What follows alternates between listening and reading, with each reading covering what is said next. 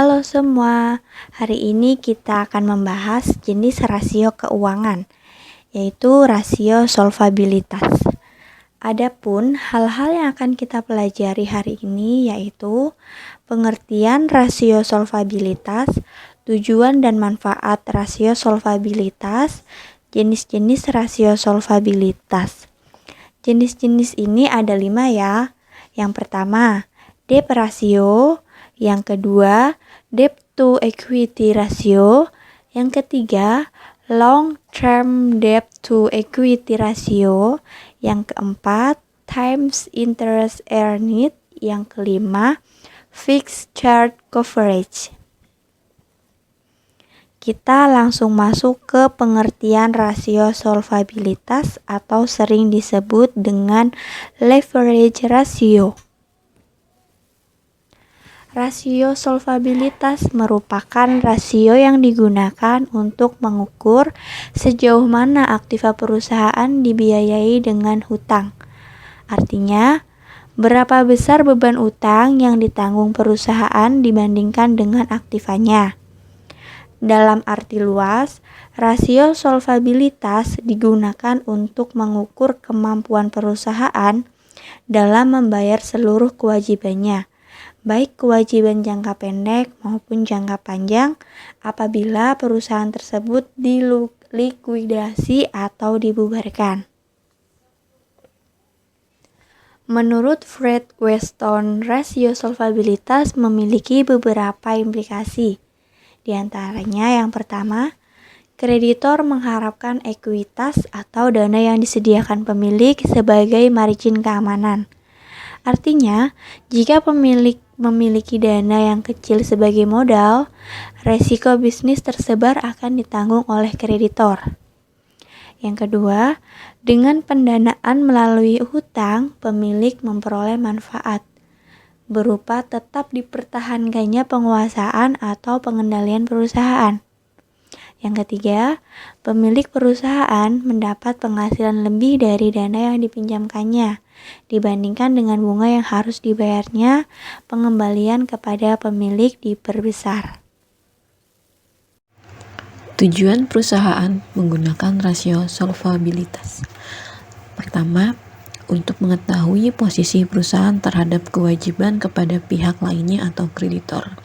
Kedua, untuk menilai kemampuan perusahaan dalam memenuhi kewajiban yang bersifat tetap, seperti angsuran pinjaman termasuk bunga. Ketiga, untuk menilai keseimbangan antara nilai aktiva, khususnya aktiva tetap, dengan modal. Keempat, untuk menilai seberapa besar aktiva perusahaan dibiayai oleh hutang. Kelima, untuk menilai seberapa besar pengaruh utang perusahaan terhadap pengelola aktiva. Keenam, untuk menilai atau mengukur seberapa bagian dari setiap rupiah modal sendiri yang dijadikan jaminan utang jangka panjang. Dan ketujuh adalah untuk menilai berapa dana pinjaman yang segera akan ditagihkan terdapat sekian kalinya modal sendiri yang akan dimiliki. Manfaat perusahaan menggunakan rasio solvabilitas. 1. Untuk menganalisis kemampuan posisi perusahaan terhadap kewajiban kepada pihak lainnya. 2. Untuk menganalisis kemampuan posisi perusahaan memenuhi kewajiban yang bersifat tetap, seperti angsuran pinjaman bunga. 3. Untuk menganalisis keseimbangan antara nilai aktiva, khususnya aktiva tetap dengan modal. 4. Untuk menganalisis seberapa besar aktiva perusahaan dibiayai oleh utang. 5. Untuk menganalisis seberapa besar pengaruh utang perusahaan terhadap pengelolaan aktiva. 6. Untuk menganalisis atau mengukur berapa bagian dari setiap rupiah modal sendiri yang dijadikan jaminan utang jangka panjang. 7.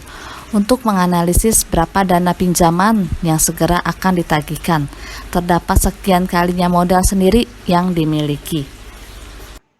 Jenis-jenis rasio solvabilitas. Yang pertama, yaitu debt to asset ratio atau debt ratio. Merupakan rasio utang yang digunakan untuk mengukur perbandingan antara total hutang dengan total aktiva menganalisis. Rumusnya adalah total debt atau hutang per total aset. Berikut adalah contohnya, adalah komponen laporan keuangan pada suatu perusahaan di mana ada total aktiva dan utang di tahun 2005 dan 2006. Total aktiva pada tahun 2005 sebesar 4.200 dan total hutang sebesar 2.050. Untuk tahun 2005, debt to asset ratio kita hitung menjadi 2050 per 4.200 sama dengan 0,488 dibulatkan menjadi 49%. Rasio ini menunjukkan bahwa 49% pendanaan perusahaan dibiayai dengan utang untuk tahun 2005, artinya bahwa setiap Rp10 pendanaan perusahaan sebesar Rp49 dibiayai oleh utang, dan Rp41 dibiayai oleh pemegang saham. Dan untuk tahun 2006, perhitungan debt to asset ratio-nya adalah 1.900, yaitu total utang per total aktiva sebesar 4.000, sama dengan 0,475 dibulatkan menjadi 48%. Rasio ini menunjukkan bahwa 48% pendanaan perusahaan dibiayai dengan utang untuk tahun 2006. Artinya bahwa setiap 10% pendanaan perusahaan sebesar Rp48 dibiayai oleh hutang dan Rp42 dibiayai oleh pemegang saham.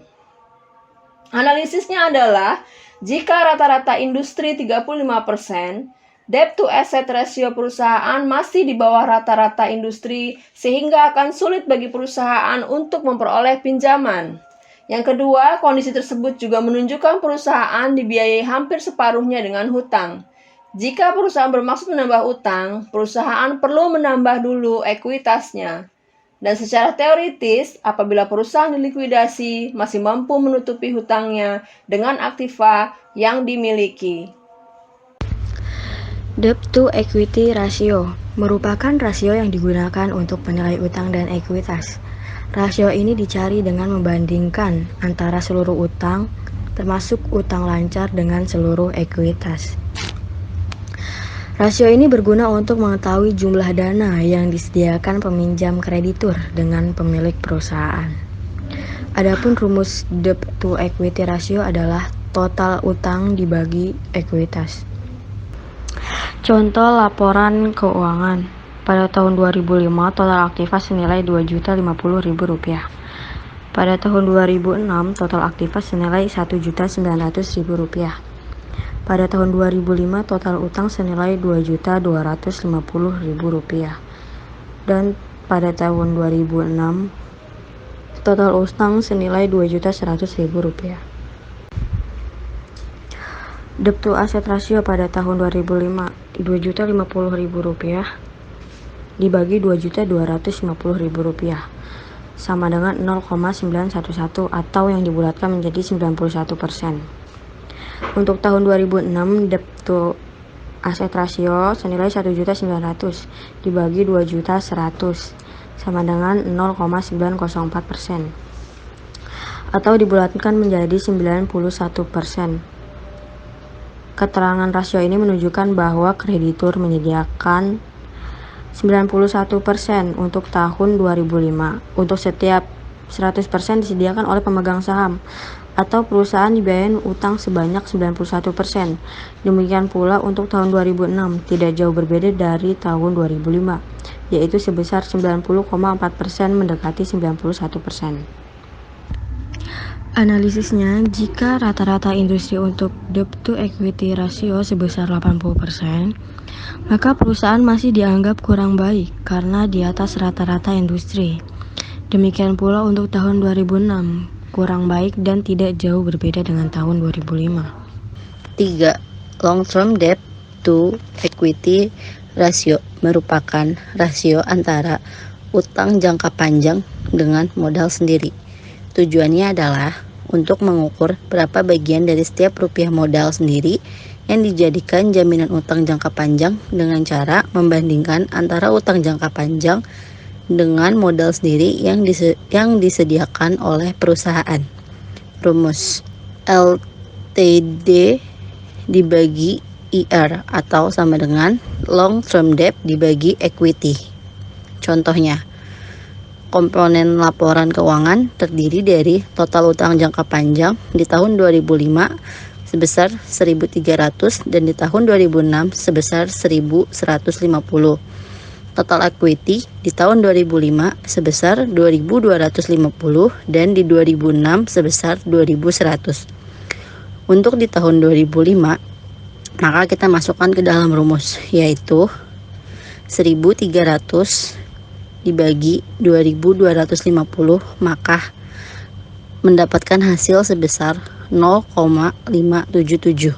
Untuk di tahun 2006 dimasukkan juga ke rumus, yaitu 1.150 dibagi 2.100. Hasilnya adalah 0,547. Times interest earned. Menurut Jeffrey Hudson, times interest earned merupakan rasio untuk mencari jumlah kali perolehan bunga atau kemampuan perusahaan untuk membayar biaya bunga seperti coverage ratio. Rumus times interest earned adalah EBIT dibagi interest. EBIT adalah earning before interest and tax atau laba sebelum bunga dan pajak. Interest adalah biaya bunga. Contoh untuk mencari time interest earned terdapat pada data berikut. Pada suatu laporan keuangan di tahun 2005 memiliki EBIT senilai 1.800 dan interest senilai 180. Sedangkan di tahun 2006 EBIT-nya senilai 1.300 dan interest-nya senilai 700. Dari contoh di atas, times interest earned tahun 2005 adalah 10 kali, atau dengan kata lain, biaya bunga dapat ditutup 10 kali dari laba sebelum dan pajak.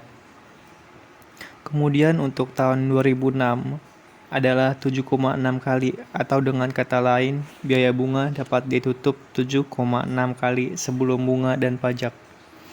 Analisanya adalah apabila rata-rata industri untuk usaha yang sejenis 10 kali rasio untuk tahun 2005 tergolong baik, kan tetapi untuk tahun 2006 dinilai kurang baik karena masih di bawah rata-rata industri 10 kali. Hal ini menyulitkan perusahaan untuk memperoleh tambahan pinjaman di kemudian hari. Feature coverage. Feature coverage atau lingkup biaya tetap merupakan rasio yang menyerupai times interest earned ratio. Hanya saja perbedaannya adalah rasio ini dilakukan apabila perusahaan memperoleh hutang jangka panjang atau menyewa aktiva berdasarkan kontrak sewa. Dirumuskan dengan FCC sama dengan EBT plus biaya bunga plus kewajiban sewa dibagi biaya bunga plus kewajiban sewa. Contohnya, komponen laporan keuangan pada 2005 dan 2006. Earning before tax EBT pada 2005 1650 dan pada 2006 1130. Biaya bunga interest pada 2005 180, pada 2006 170. Kewajiban sewa pada 2005 40, pada 2006 30. Untuk tahun 2005, FCC sama dengan 1650 plus 180 plus 40 dibagi 180 plus 40 menghasilkan 8,5 kali. Untuk tahun 2006, FCC 2130 plus 170 plus 30 dibagi 170 plus 30 menghasilkan 11,65. Seandainya rata-rata features coverage adalah 10 kali, untuk tahun 2005 hanya 8,5 kali, dan ini dinilai kurang baik karena masih di bawah rata-rata industri dan tentu menyulitkan perusahaan untuk memperoleh pinjaman. Sementara untuk tahun 2006 dengan rasio 12 kali dianggap cukup baik karena di atas rata-rata industri, sehingga memudahkan perusahaan untuk memperoleh pinjaman. Maka kesimpulannya adalah rasio solvabilitas tersebut dipakai untuk mengukur sejauh mana aset perusahaan dibiayai dari kewajiban. Hal tersebut berarti besarnya kewajiban yang ditanggung perusahaan dibandingkan dengan aktivanya. Apabila aktiva perusahaan lebih banyak dimiliki oleh pemilik perusahaan, maka perusahaan tersebut dikatakan kurang leverage. Apabila pihak pemberi utang yang memiliki aktiva secara dominan, maka perusahaan tersebut mempunyai tingkat leverage yang tinggi. Semakin tinggi rasio solvabilitas, maka akan semakin tinggi resiko kerugian yang akan terjadi, namun terdapat kesempatan memperoleh profit yang besar pula. Sebaliknya, jika perusahaan mempunyai rasio solvabilitas yang rendah, tentunya perusahaan tersebut memiliki resiko kerugian yang lebih kecil. Dampak tersebut juga bisa mengakibatkan rendahnya hasil pengembalian ketika perekonomian sedang tinggi. Demikian presentasi ini, semoga dapat bermanfaat bagi kita semua. Terima kasih. Wassalamualaikum warahmatullahi wabarakatuh.